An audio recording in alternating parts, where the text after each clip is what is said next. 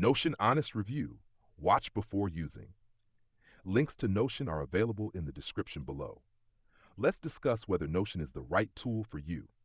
Notion is a powerful all-in-one workspace designed to help individuals and teams manage projects, take notes, create databases, and collaborate seamlessly. It's a highly customizable tool, allowing users to create their own templates for a wide variety of use cases, whether it's project management, content planning, note-taking, or database creation.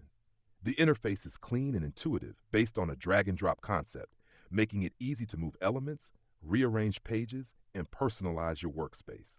Notion's standout feature is its flexibility, with the ability to create tables, Kanban boards, lists, calendars, and more. You can tailor the platform to suit any workflow, whether you're a freelancer, part of a small business, or working in a large team. It also supports collaboration with features that allow team members to comment, assign tasks, and edit documents in real time. Integration is another strong point, as Notion connects with tools like Slack, Google Drive, and Trello, making it easy to keep all your information centralized. However, Notion does come with a learning curve.